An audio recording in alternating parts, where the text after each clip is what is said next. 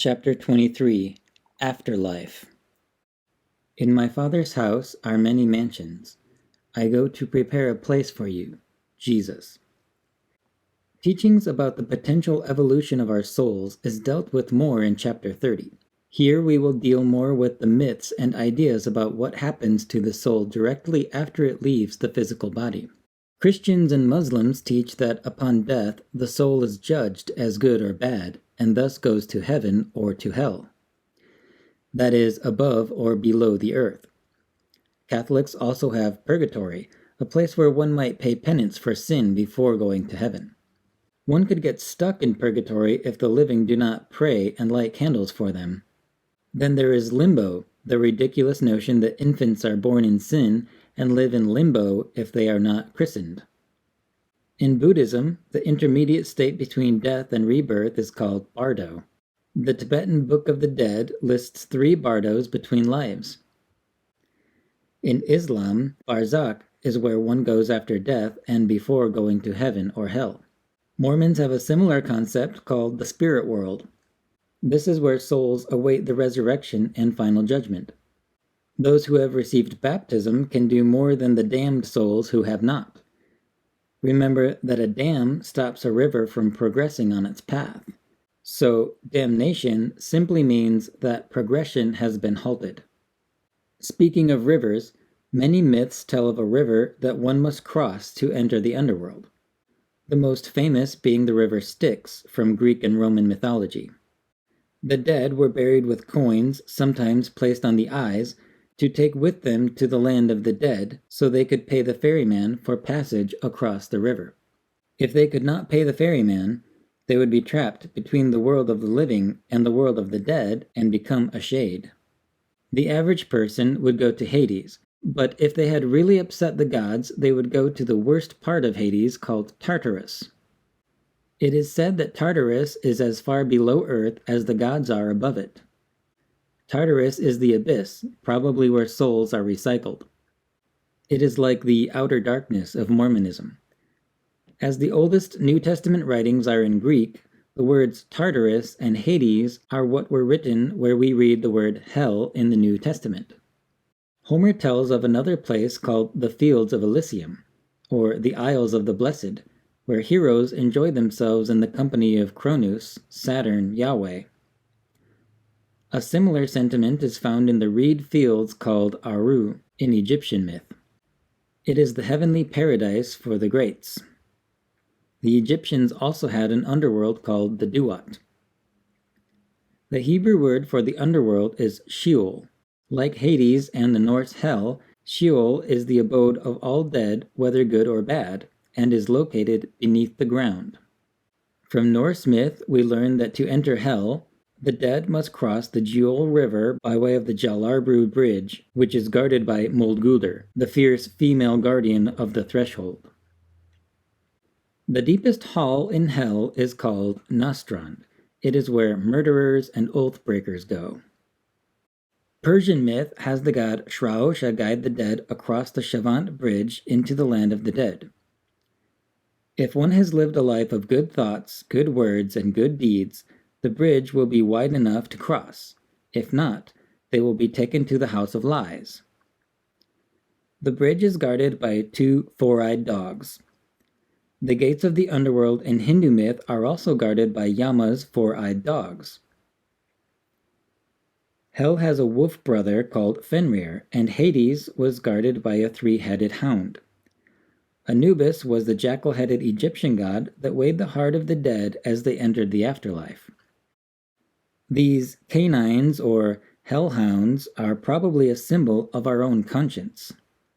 According to Rudolf Steiner, we can travel to other realms while yet alive, but in order to enter the higher realms, one must face the guardian of the threshold, a hideous and frightening monster. But this monster is actually our own self. Our fears, hang-ups, and misdeeds. We tend to be our worst critics. The bridge, or river, has been seen as a symbol of the Milky Way of stars that the soul traverses in the heavens. It has also been compared to a rainbow, like the one traversed between Asgard and Earth by Norse gods. The 7 colors of the rainbow can also be linked to the 7 classical planets. All of the ancient belief systems believed that the place where departed souls went was beneath the ground. Thus it was called the underworld. Many caves, both in the old world and in the new, were believed to lead to the actual land of the dead. It is like the Hindu and Buddhist underground kingdom of Shambhala, or the Agartha of the occultists. Souls enter the womb of the earth before being born again. Max Heindel wrote, "When a man dies, his dense body disintegrates, but the sum total of its forces can be found in the 7th or reflecting stratum of the earth. The 8th or atomistic stratum multiplies it, so that any one type may be reproduced and modified by others. Thus it is used over and over again in the formation of other bodies." An alchemical phrase that is also used by Masons and Rosicrucians is abbreviated by the letters VITRIOLUM for Visita Interiora Terrae Rectificando Invenies Occultum Lapidum Verum Medicinam, which means, visit the interior of the earth, and by rectifying you will find the hidden stone, which is the true medicine. It is believed by some that the souls of the dead, as well as live races of human-like beings, live inside the earth. There are 7 subterranean abodes in Hinduism called Patala.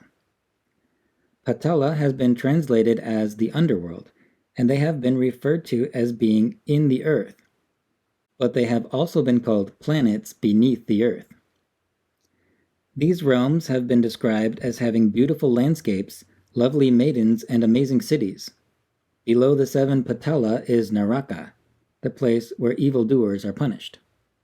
The Mayan underworld, called Xibalba, has 7 areas where those that enter must pass. The first obstacle one encounters upon entering the subterranean world is a river, then the houses of suffering and the ball court. 12 lords rule in Xibalba. Some Mayans believe that cave systems in Guatemala lead to the underworld. Others say that the Milky Way is the path to Xibalba. Heaven. Rather than a nice idea or place in the clouds, heaven was believed by ancient cultures to be a real extraterrestrial place where the gods dwell. When we say God is in heaven, we are saying that he or she lives in the sky, in other words, outer space. In world myth, the gods do not just float in the air, they live on planets like ours. Mormons believe that our Heavenly Father dwells on a planet that revolves once for every 1,000 times that Earth revolves around the Sun. The nearest star to him is called Kolob. This is where one must go if they are to return to our Father in heaven. Going off of New Testament writings, Mormons also believe in 3 heavens that are compared to the sun, moon, and stars. In Puranic Hinduism, Vishnu resides on a planet called Vishnuloka in the Vaikuntha planets. Vaikuntha is a group of planets in the direction of the constellation Capricorn. Each planet, or loka, is compared to a petal on a giant lotus flower. Those who have mastered this realm through many lives go to Vaikuntha to live with gods like Krishna. Krishna's planet is at the top center of the lotus. It is called Goloka, meaning star planet. If we begin at Earth, also called Bhuloka, we move out to the solar system, the 7 higher lokas. One of the 7 planets, called Svargaloka, is a paradise ruled by the sky god Indra, where righteous souls go between lives. Svargaloka parallels the above-mentioned Elysium of the Greeks. Svarga may be Jupiter or Saturn. As we continue to move out, we see that the solar system revolves around the center of the galaxy. Our galaxy is called Mount Meru. The galactic plane has a central bulge, which gives the appearance of a mountain from the side. Thus it was called Mount Meru. Svarga and the other planets are on Mount Meru, and they circle its center. The mount is referred to as the cosmic ocean, or as we say, the Milky Way. Mount Meru has 5 peaks, and the Milky Way has 5 arms. We have followed this myth from Earth to the solar system and to the galaxy. At the top of Mount Meru is the planet Brahmaloka, which is the highest and most joyous world that one can attain in this material universe, galaxy. It is a pure land ruled by Lord Brahma, the creator. Above Mount Meru is the Lotus Galaxy Vaikuntha. A couple of runners-up for Vaikuntha are the Messier 30 and the Hickson Compact group of galaxies in the Capricorn constellation. These ideas are claimed by Buddhists, Jains, and Hindus alike. It is interesting to note that beings from Brahmaloka care enough about the people of this earth to visit us. Then again, all mythologies tell us that the gods came down to earth from the heavens. Other dimensions. Rather than an underworld, the Celts had the other world. It is where the dead go and could be said to be another dimension of this world. When the Book of Mormon refers to heaven or hell, it is not talking about the soul's final resting place, but where it dwells between death and resurrection. A later LDS term for these places is the spirit world, which is divided into spirit prison and paradise. President Young taught that the location of the spirit world is here on earth, and that if we could see with our spiritual eye, we could see spirit beings all around. The human eye can only observe a small spectrum of light. We see from red to violet. But our machines can detect infrared and ultraviolet rays such as gamma and X-rays. There is a whole world beneath our nose of which we are completely oblivious. Our human senses don't pick up on the signals. However, other animals have been shown to sense things that we do not, such as sonar. If beings of a finer matter are dwelling here undetected by us, it may be said that they are in another dimension. Some may be termed interdimensional, as they have the ability to appear to us and then disappear. Many people claim to have a sixth sense or psychic ability to see these beings. I can say from experience that shades exist, and I believe that others do as well. Our dead ancestors may be watching over us as guardian angels. Souls that can't escape material desires may stick around and try to cause mischief. Some beings seem to feed off of our emotions, and when they sense fear or anger, they gather to increase the emotion and feast on it. On the other hand, when we feel love and joy, we attract beings with the same vibrational frequency. Joseph Smith said that our dead ancestors can read our thoughts. According to Rudolf Steiner, as we ascend to the highest heaven, we leave layers behind. First to go is the physical body. Then, after a time of reviewing our experiences, the etheric body is shed. At this point, the astral body connects with the universe. Slowly, the astral body is cast off as we process all of life's experiences until we become spirit self, life spirit, and ego. After sufficient rest, the spirit self then builds up the image of and prepares its next incarnation. Nirvana or moksha is a concept shared by Hindus, Jains, Sikhs, and Buddhists, where a person is liberated from the cycle of death and rebirth. Buddhists altered the meaning of moksha to non-being, or what I call the nothing. That sounds like hell to me, but the original concept is that of a realization that we are all part of the cosmos and therefore one with it. Modern science has sent particles into other dimensions, and as we become more like the gods technologically, we too may become interdimensional beings. 7 spheres. For some reason, the phrase another sphere has come to mean a different dimension rather than the true meaning of sphere, which is a ball shape. The whole year spheres of heaven are planets. Helena Blavatsky refers to Saturn, Mars, the Sun, the Moon, Jupiter, Mercury, and Venus as 7 planets that form the Mithraic ladder to heaven. She wrote, Jehovah is Saturn, aka Ilda Baoth. From Ilda Baoth emanate 6 spirits, who respectively dwell with their father in the 7 planets. These spirits are apparently the gods or guardians of the planets, and Jehovah is the imperfect God that created them and us. Brigham Young spoke of a certain Mormon ritual as being a means to enable you to walk back to the presence of the Father, passing the angels who stand as sentinels, being enabled to give them the key words, the signs and tokens pertaining to the holy priesthood, and gain your eternal exaltation in spite of earth and hell. More on this topic will be discussed in Part 3, Rituals. Albert Pike also referred to the Mithraic and Eleusinian mysteries. When treating this topic, he wrote, "To return to its source in the infinite, the human soul, the ancients held, had to ascend as it had descended through the 7 spheres. The ladder by which it reascends was a symbol referring to this ascent through the spheres of the 7 planets. The ladder comes from the biblical imagery of Jacob's vision of godly messengers going to and from the earth by means of a ladder. Pike later writes that Dante's The Divine Comedy was a bold revelation of the mysteries and an allegorical formula of the great secrets.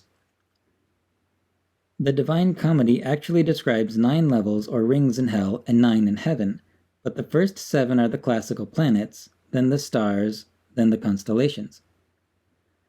So the secret mystery, allegorically revealed by Dante, is that the soul must travel to other planets in our solar system to complete the journey home. An ancient Sumerian prayer reads, Am imin bi, ki imin bi, meaning, the heavens are 7, the earths are 7. Inanna's descent tells of the goddess's travels through the 7 gates of the underworld. Babylonians continued the 7 heaven idea as well as the 3 heaven system. In turn, the Jews, Christians, and Muslims continued to write about 7 heavens in the Talmud, Book of Enoch, and the Hadiths. Sirius, the dog star, holds importance in myths across the globe. Sirius was thought to be the guardian of the path of souls by the Cherokee. Egyptian pharaohs believed Sirius to be the destination in their journey through the stars after death. It may well be that we must reincarnate on the various planets as we progress. Urantians also believe that a soul can reincarnate on different planets. As the above is like below, we may climb up 7 steps or down 7 steps. The Sumerian goddess Inanna passed through 7 gates in the underworld. The Puranas describe 7 Vyartis above the earth and 7 Patala beneath the earth. Zoroastrian mythology also has a mountain by which the stars revolve around. The first 7 lands created by Ahura Mazda revolve around Hera Beraziati, the cosmic mountain. These lands are called Aryanim Vaeja, and the Aryan race of ancient Persia came from them. A link can be made with the Greek Mount Olympus as well. Some prominent members of Olympus were the sun god Apollo, moon goddess Artemis, Mercury, Venus, Mars, and Jupiter. But not Saturn or Pluto. They were cast out to the dark abyss beyond normal human sight. The prophet Enoch was taken up by beings from the sky and shown the rotations of the planets. He said, I saw 7 stars of the heaven bound together in it, like great mountains. Enoch 21:3. He then learns that the 7 mountain planets are the dwellings of the fallen angels. The planets that Enoch saw were surely the 7 classical planets of antiquity because he later associates them with their respective alchemical metals. Iron for Mars, copper for Venus, silver for the moon, gold for the sun, soft metal for Mercury, lead for Saturn, and tin for Jupiter. Enoch is told a mystery of the future by one of the extraterrestrial messengers. That mystery is that all of the 7 mountains, or stars, will one day melt. It is believed by mainstream science that the sun will expand and burn up the planets in its system. Enoch visited one of the planets and saw large cave systems within it where the souls of disembodied beings dwell. Enoch is shown another set of 7 planets where God and his angels reside. The greatest mountain is the throne of the Holy Great One. An Egyptian myth from Heliopolis tells of a mountain called Benben that rose out of the primordial waters of Nu, the galaxy. The great god Atum resides atop this mound, and the capstone of the pyramids and obelisks are symbols of it, called Benben stones. This is why the all-seeing eye of God is shown in the capstone on the seal of the United States. An exhaustive work of every synchronicity among the various mythologies would be dizzying, but I hope that the basic ideas we have covered thus far have demonstrated just how many there are. We truly are all one family. As for where we go when we die, it appears that we may enter the Earth, stick around the surface, or travel to other planets, beginning with those of our solar system. It is my belief and hope that we will not be thrown into compartments of heaven or hell by those in charge, but rather that we will each gravitate toward the place where we feel most comfortable. The law of attraction will draw us to a place we identify with and to the people we love. Names for heaven and hell, underworld. India, Svargaloka, Naraka. Persia, Paradise, Duzaka. Sumeria, Absu, Kur, Ereshkigal. Akkad, Arula, Ershetu. Babylon, Shamu, Irkala. Canaan, Zephon, Mat. Arabia, Islam, Jannah, Jahannam. Judea, Shamaim, Sheol. Slavic, Viraj, Nav. Greece, Olympus, Elysium, Hades, Tartarus. Rome, Olympus, Orcus. Etruscan, Sixtine Templum, Montus. Celtic, Anun, Tecduin. Norse, Asgard, Valhalla, Hell. Egypt, Aru, Duat. Nigeria, Ikole Orun. Chile, Wenu Mapu, Minche Mapu. Peru, Hanan Pacha, Ukhu Pacha. Yucatan, Xibalba. Mexico Aztec, Toyan, Mictlan. North America, Fifth World, Maski. Arctic Circle, Adlivun. Mongolia, Tengri, Tamaj. China, Tian, Diyu. Japan, Takamagahara, Yomi. Australia, Anjaya, Baralku. New Zealand, Rangituareapo. Hawaii, Lani, Kaho'ali'i.